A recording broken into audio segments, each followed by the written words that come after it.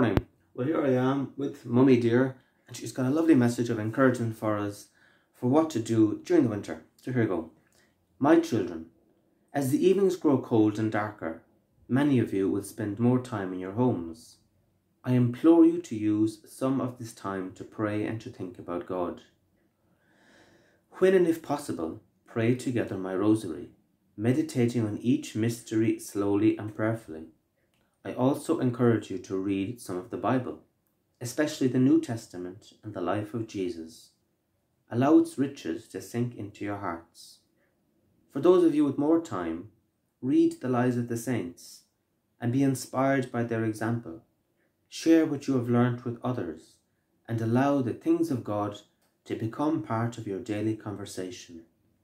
Please, my children, your world desperately needs light and love, and you will only be able to bring the light of Jesus to the world through prayer. Wow, how simple, how encouraging, how loving, and how practical. There's Our Lady, knowing well that the clocks have gone back, it's getting darker early, it's cold, it's wet, and so there could be a tendency to spend lots of time in bed, or to eat lots of food, or to watch lots of films, or just to kind of waste away the winter, inverted commas. And Our Lady is saying, no, there's something far better we could do with some of that time. And she says to pray. It's the ideal times, the times to pray, to pull out your rosary beads. If you have a nice hot fire or something like that, pray a little bit, read a little bit of the Bible. And even if you have more time, because some people have more time, it may be due to age or maybe due whatever. If you have more time, well then read the lives of the saints. We could even go further and say, watch some videos or watch some films on the lives of the saints. And then she says something beautiful that really touched me. She says, read those, be inspired by the share what you have learned with others and allow the things of God to become part of your daily conversation. You know, I used to live in Australia and I had a lot of evangelical friends. And one of the things I loved about my evangelical friends is we could go for a coffee, but even the conversation around the coffee was more often than not about God. This person got a healing, the other person got a healing. Guess what happened to the other person yesterday after saying a prayer? It was fun, it was natural, it was witty, it was interesting. When people are genuinely interested in something, it's not work.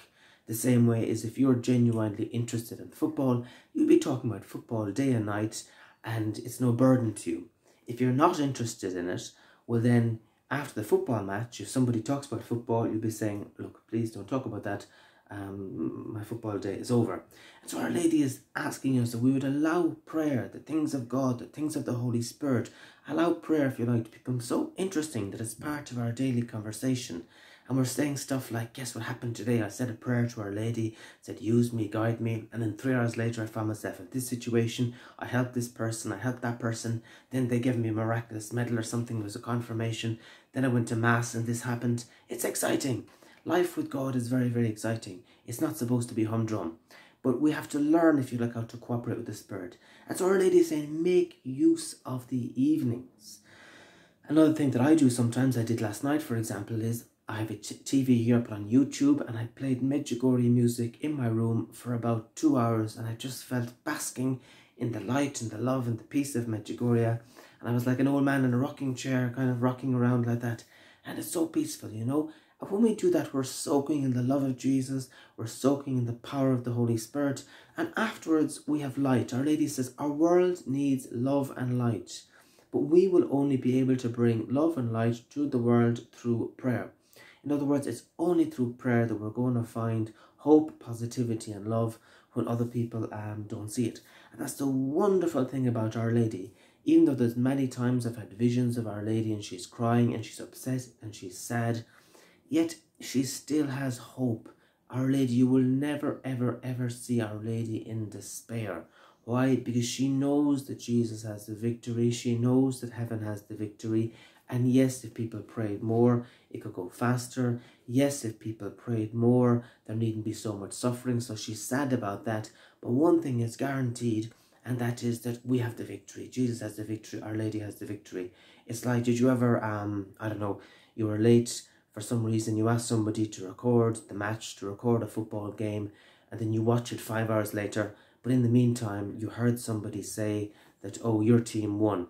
So even though you're watching it, you know your team won, and so maybe halfway through the opposing team scores 2 goals and it's 2-0, and your rational mind is saying, gosh, it's 2-0, but then you remember you heard on the radio that your team actually won, the final score was 4-2. So even though you're wondering how it's going to happen, you're believing.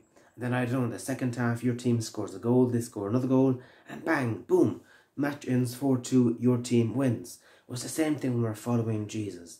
Yes, at times, the evil spirit, Satan, scores a couple of goals and even a lot of goals at times, and it can look like we're being annihilated. But not to worry, Our Lady knows the final score, and the final score is Our Lady's heel 1 and Satan's head 0.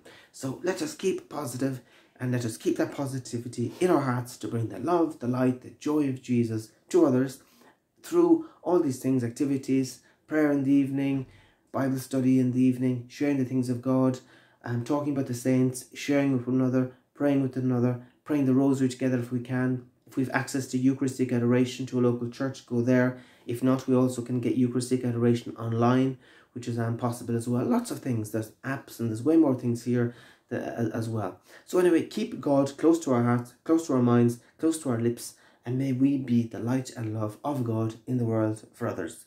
Have a great day.